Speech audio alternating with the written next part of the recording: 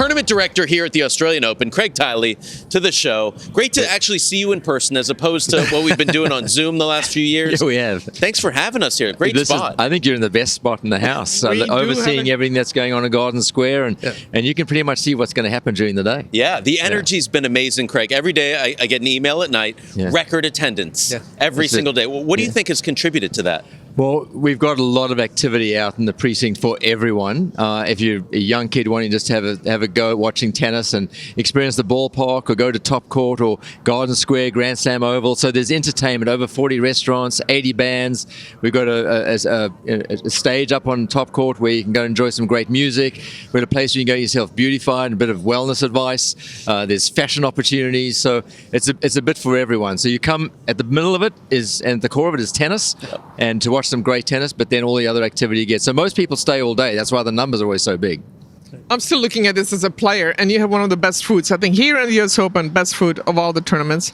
So kudos to that. But you've made so many improvements here. Can you rest on your laurels, or do you still think I can do this better? What can you change? Well, we had a set meeting yesterday with another one this morning talking about the next few years. So my mind works on what's best for tomorrow. I've kind of already forgotten what happened yesterday. So, but we love the fact that we are an event and a team that love to innovate, take risks, give things a go, and the team have done a great job of doing that. You know, from the coaches this year, we introduced the coaches box. You saw the walk, the walk on, that new beautiful walk on the court. We're trying to make that a catwalk. We work closely with Naomi Osaka, and the way she presented tennis a bit differently, I think it's going to be pretty cool. So we'll continue to take risks. It's the only way you get to really properly innovate. Fantastic. It's been so fun to see how much the players are enjoying every aspect of this, because it seems like they're getting everything that they want. But you must have so many requests. I can't even imagine what you have to deal with on a daily basis.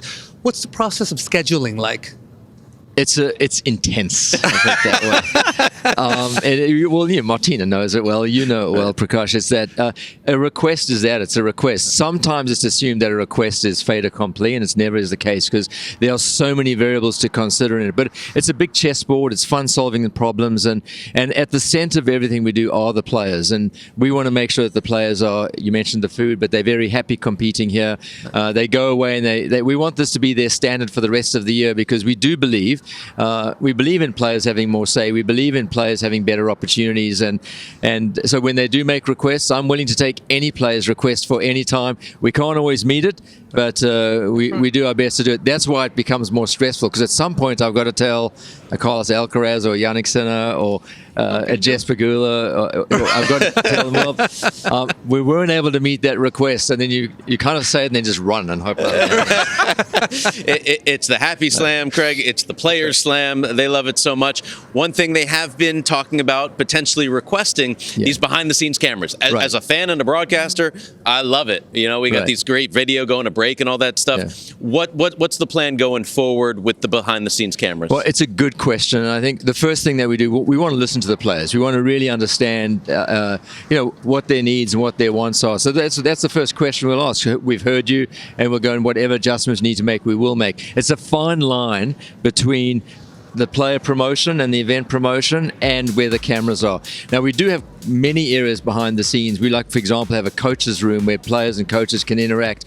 Has no cameras. There's the locker room, the training rooms, the recovery rooms, the beauty room, the sleep room. There's many places we have on site that are player only, no cameras.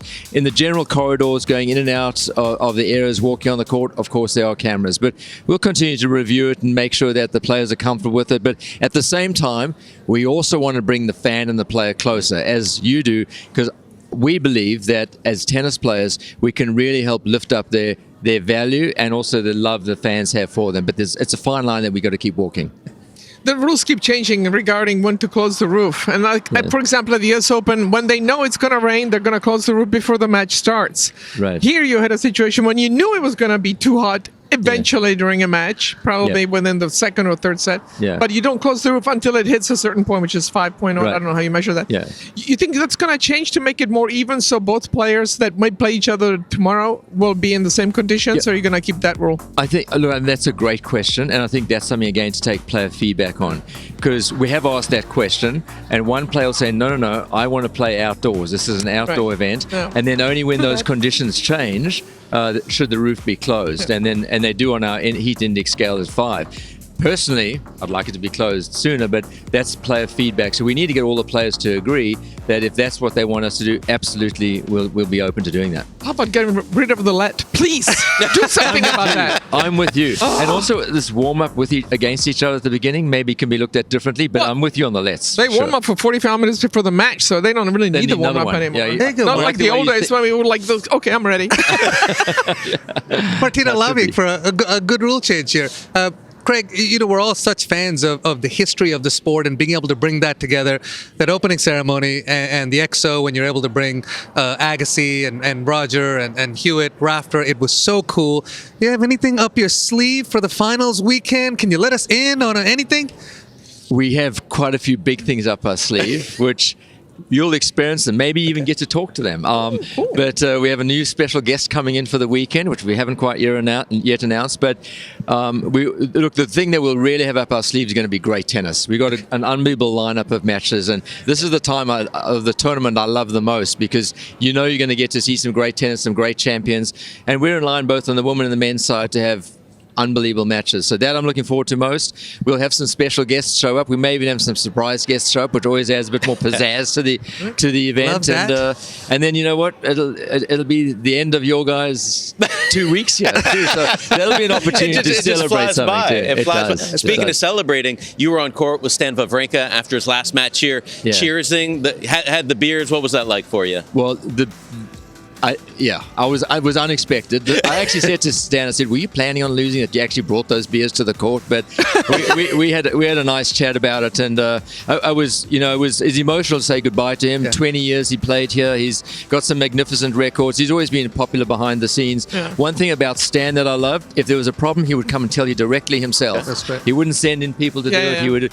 Like you, Martina, used to do that too, and that was always appreciative from an athlete. And I, so it was fantastic to have him and say goodbye, and it was a pretty cool thing. At the very end of it, I said, "Stan, what are you doing next year? Do you want a job?" So we're still negotiating that. That's amazing. I tell you what, it was pretty You're good. Always forward thinking. It was good to have beers on the court too. I think Dylan Alcott, last guy, bring some beers out on the court. Celebrate. Yeah, he's done that. Well, Stan's maybe set a new tradition, so we have to check the fridges now. It's legal, isn't it? But not very helpful. No, that's right. That's true. Not exactly performance as long as one of our partners' beers would be fine. That's right. Well, we're looking forward to a spectacular championship weekend. Thank you so much for spending some time with us this morning. Great. Well, thank you guys. Thanks, Craig. It's been a fantastic 2 weeks, so thank you.